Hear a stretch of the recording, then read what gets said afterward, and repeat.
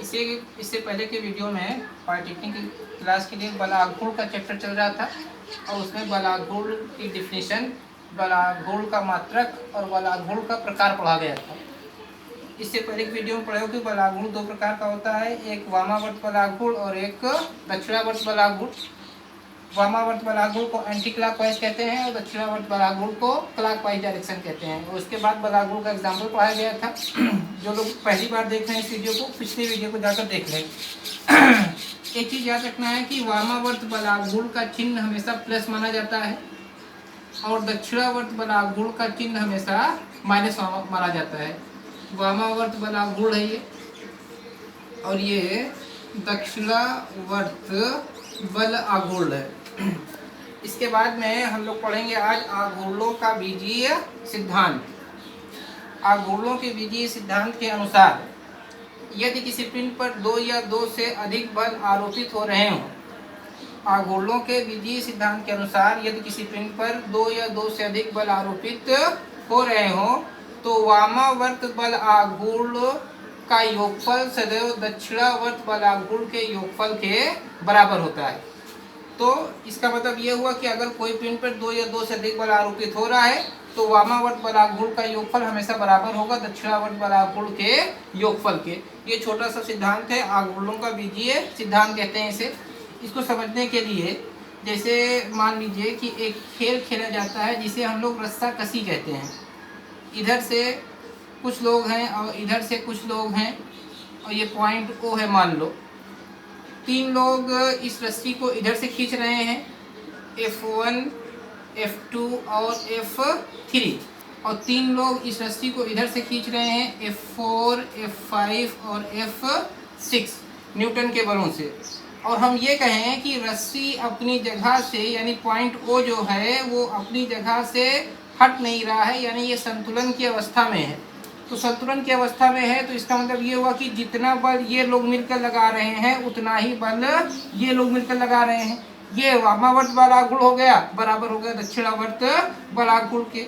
या ऐसे मान लिया जाए कि ये कोई एक चेयर है, इसको एक आदमी F1 न्यूटन के बल से इधर खींच रहा है, दूसरा आदमी F2 न्यूटन के बल से इधर खींच रहा है। और अगर चेयर अपनी जगह पर स्थिर है तो उसका क्या निष्कर्ष करा जा सकता है? उसका रिजल्ट ये होगा कि इसका मतलब कि जितना बल पहला वाला व्यक्ति लगा रहा है उतना ही बल दूसरा वाला व्यक्ति लगा रहा है। इस स्थिति में संतुलन की अवस्था में, सॉरी उसमें एक बार और जोड़ लेना आघूर्णों के बीजीय सिद्धांत में, कि संतुलन की अवस्था में किसी भी पिंड पर दो या दो से अधिक बल आरोपित हो रहे हों तो वामावर्त बलागुण का मान सदैव दक्षिणावर्त बलागुण के मान के बराबर होता है। इस सिद्धांत को हम लोग आघूर्णों के बीजीय सिद्धांत को के रूप में जानते हैं। आघूर्णों के बीजीय सिद्धांत के बाद हम लोग पढ़ेंगे बल, और बल में सदिश बल, सदिश समांतर बल, लाइक फोर्सेस। सदिश समांतर बल, समांतर बल का मतलब, समांतर बल ऐसे बल होते हैं जिनकी दिशाएं, जिनकी क्रिया रेखा की दूरी परस्पर समांतर हो, जिनकी क्रिया रेखाएं परस्पर समांतर हो, उसे समांतर बल कहते हैं।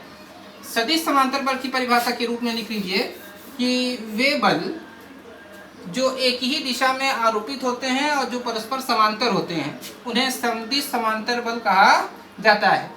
अब सदिश समांतर बल का अगर फिगर बनाया जाए इस तरीके से,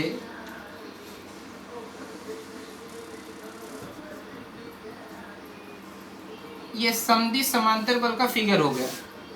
समदिश समांतर बल का मतलब ये हुआ कि कोई दंड, कोई छड़, कोई राड AB थी, इसके सिरे A पर P न्यूटन का बल लग रहा है और सिरे B पर Q न्यूटन का बल लग रहा है।